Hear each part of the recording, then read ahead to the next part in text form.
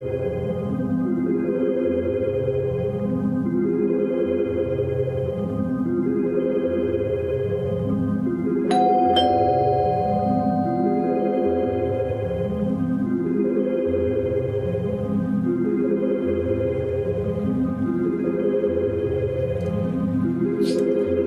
चौहान।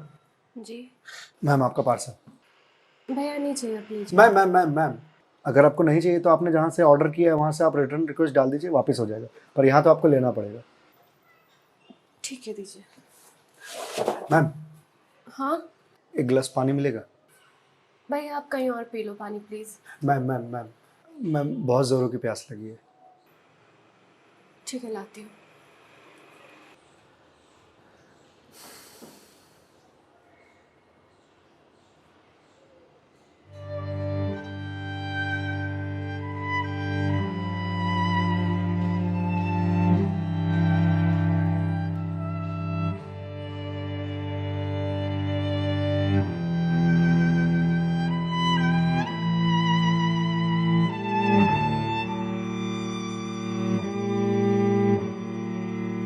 लीजिए लीजिए भैया, देख क्या रहे हैं?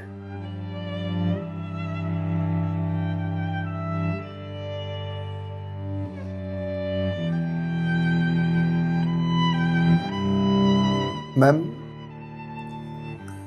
आपको कोई दिक्कत है? मतलब आप किसी परेशानी में हैं? भैया पानी पीकर ग्लास दीजिए आप। मैम छोटा मुंह बड़ी बात कह रहा हूँ, पर अगर आप किसी परेशानी में हैं तो आप मुझे बता सकती हैं। भैया आप पानी पीजिए, ज्यादा समाज से भी मत बनिए। मैम दुख बांटने से कम होता है। अच्छा, और आपको किसने कहा कि मैं दुखी हूँ? मैम अगर आप दुखी नहीं हैं तो फिर वो फंदा क्यों लगा रखा है?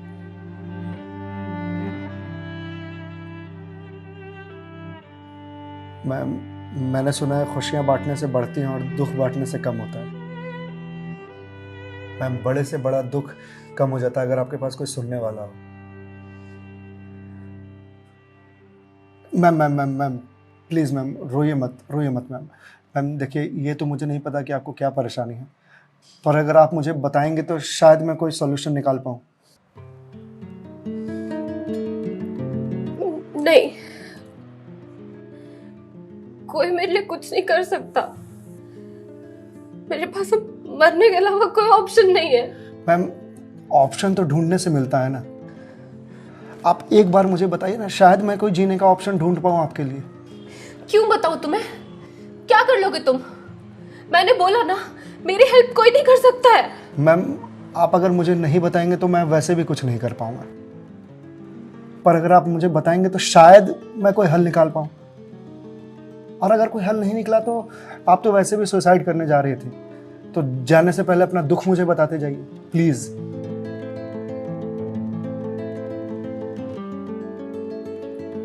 Please ma'am.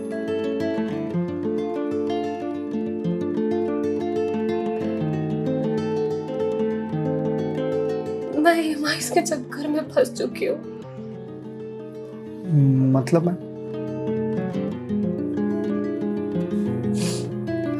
कुछ साल पहले एक कोर्स के लिए मैंने लोन लिया था, फिर उसके कुछ वक्त के बाद एक और लोन, और ये लोन का सिलसिला यूं ही चलता गया।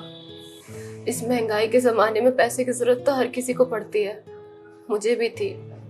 मैंने प्राइवेट कंपनी से भी लोन लिए, ज्यादा ब्याज पर, और अब मैं उन्हें चुका नहीं पा रही हूँ। क्यों मैम, आपके पास जॉब तो होगी ना? जॉब थी, पर मैं जिस कंपनी में जॉब करती थी उस कंपनी ने मुझे ये कहकर टर्मिनेट कर दिया कि फाइनेंशियल लॉस के कारण वो मुझे और मुझ जैसे कुछ एम्प्लॉयज को सैलरी नहीं दे सकते।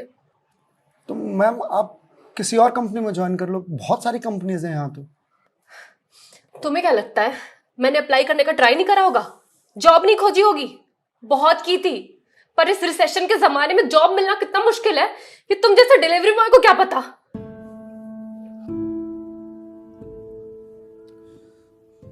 आई एम सॉरी मैम, शायद आप सही कह रही हैं, मुझे इस बारे में कोई जानकारी नहीं है। जॉब जाने के बाद मेरे से चीजें हैंडल नहीं हो रही हैं। बैंक से रोज कॉल्स आते ईएमआईज भरने के लिए, और प्राइवेट कंपनी वाले फोन कर कर के धमकियां दे रहे हैं। मैं इस लोन के जंजाल में फंसती चली जा रही हूँ, और अब मेरे पास सुसाइड के अलावा कोई और ऑप्शन नहीं है। मैम, ऑप्शन क्यों नहीं है? आप ये बात अपने घर में बता सकती हैं, अपने पापा को बता सकती हैं। नहीं, मैं ये बात अपने पापा को नहीं बता सकती। क्यों मैम? मेरे पापा रिटायर हो चुके हैं, उनके ऊपर पहले से घर की बहुत रिस्पॉन्सिबिलिटीज है। वो मेरी शादी के लिए पैसे भी जोड़ रहे हैं। मैं उनसे किस मुंह से पैसे मांगू? मुझे पढ़ाने के लिए, बाहर भेजने के लिए उन्होंने ना जाने रिश्तेदारों से कितने ताने सुने होंगे, और अब जब मैं उन्हें ये जाकर बोलूंगी तो लोग क्या कहेंगे? मैम, पैसे आपको अपने पापा से मांगने हैं या लोगों से? पापा से लेने हैं। तो फिर हम लोगों का क्या है? लोगों का तो काम है कहना, वो तो कहते रहेंगे। पर मैं किस मुंह से जाके अपने पापा को ये बोलूं? किस मुंह से मांगू पैसे उनसे? जिस उम्र में मुझे उनका बोझ उतारना चाहिए, सहारा बनना चाहिए, उस उम्र में मैं उन पे ही बोझ बनूं?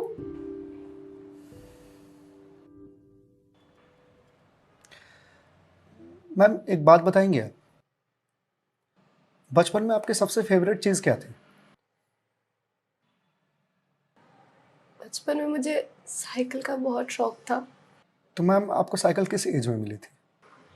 यही कोई 8 साल की होंगी मैं। तो साइकिल तुरंत मिल गई थी आपको? नहीं, पापा तो मान ही नहीं रहे थे। बोल रहे थे गिर जाएगी, चोट लगा लेगी। तो फिर कैसे साइकिल मिली? बहुत जिद की थी मैंने, बहुत। खाना पीना सब छोड़ दिया था। तो मैम, साइकिल के लिए जो जिद किया आपने, तो शर्म आई होगी आपको? तो मुझे मुझे क्यों शर्म आएगी? पापा है वो मेरे, उनसे जिद नहीं करूंगी तो किससे जिद करूंगी? तो मैम, जब बचपन में साइकिल के लिए जिद करने में शर्म नहीं आई, तो अब क्यों आ रही है? मैम, अभी आपने कहा कि आपके पापा आपकी शादी के लिए पैसे जोड़ रहे हैं, और आप तो यहाँ सुसाइड कर रही हो। तो वो उन पैसों का क्या करेंगे? या उन्हें ये जानकर बहुत खुशी होगी कि उनकी बेटी ने शादी का बोझ हल्का कर दिया उनके सिर पर से। मैम, आपको मालूम है, हमारे जनरेशन की दिक्कत यही है कि हम अपने आप को इतना बड़ा समझ लेते हैं कि हम अपने पेरेंट्स से ही अपनी बात छुपाने लगते हैं। कभी ये कहकर कि पापा मम्मी नहीं समझेंगे, या कभी ये कहकर कि मैं उन्हें परेशान नहीं करना चाहती, या कभी ये कहकर कि हम दोनों की सोच नहीं मिलती है। एक बार आप अपनी दिक्कत अगर अपने पेरेंट्स से शेयर कीजिएगा ना, तो आपको जीवन में फिर कभी सुसाइड करने की जरूरत नहीं पड़ेगी, या मेरे जैसे किसी अनजान से अपनी बात शेयर करने की जरूरत नहीं पड़ेगी। प्लीज मैम, एक बार शेयर करके देखिए। उनसे बेहतर दोस्त इस दुनिया में कोई नहीं हो सकता। प्लीज मैम, एक बार ट्राई कीजिए, प्लीज मैम।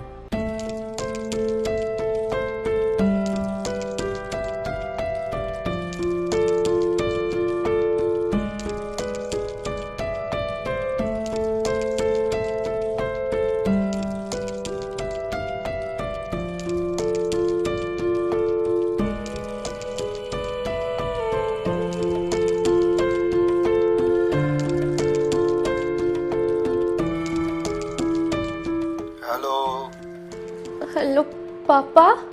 हाँ दीदी, बोल, कैसी है बेटा? पापा, मुझे आपसे कुछ बात करनी है। हाँ बोल ना बेटा।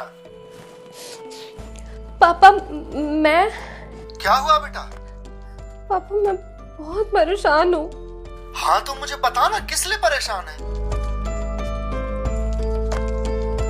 अदिति बेटा, रो क्यों रही है? बता ना, क्या बात है? पापा, वो मैंने बैंक से लोन ले रखा था ना,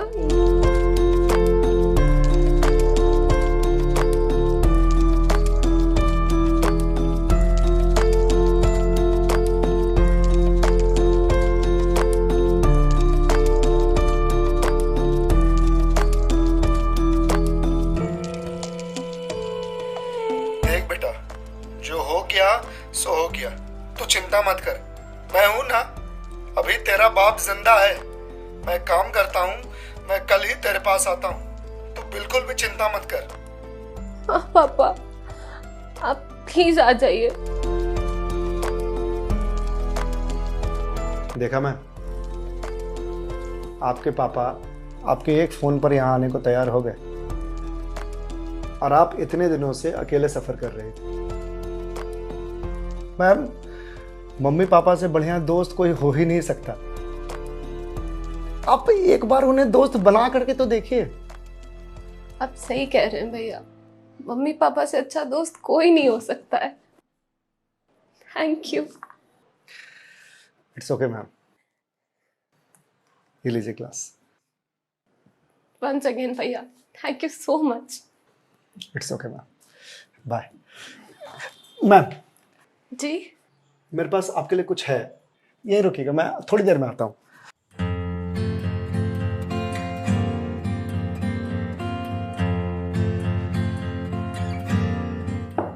मैम। जी भैया।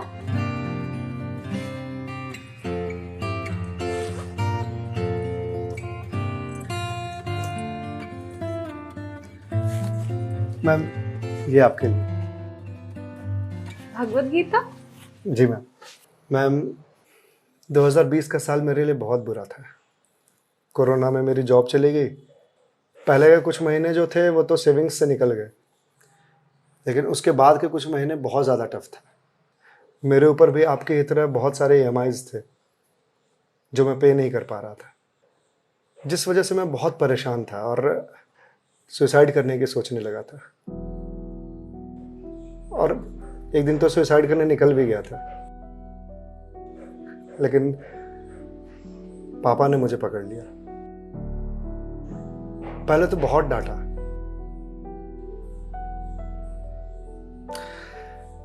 फिर उसके बाद सीने से लगा करके कहा कि तू चिंता क्यों करता है, मैं हूं ना।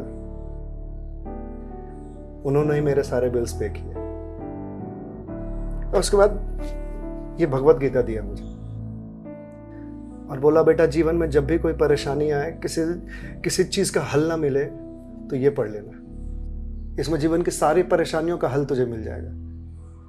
और मैम, वो दिन है और आज का दिन है। आज जिस कंपनी से मैं आपको डिलीवरी करने के लिए आया हूं, वो मेरी ही कंपनी है।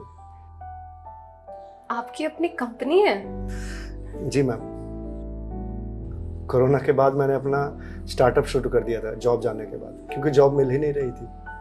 तो अगर आपकी कंपनी है तो फिर ये डिलीवरीज आप क्यों कर रहे हैं? मैम, मुझे अच्छा लगता है अपना काम खुद करना, और शुरुआत तो मैंने अकेले से ही किया था ना।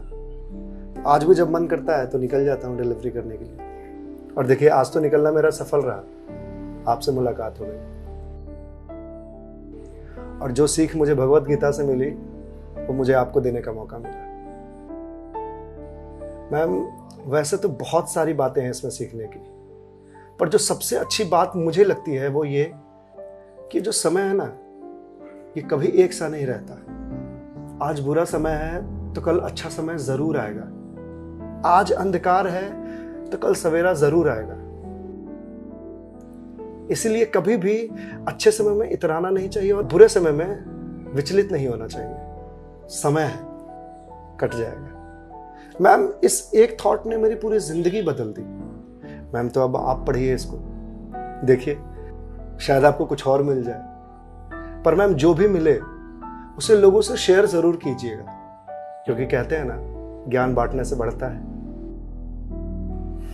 Thank you.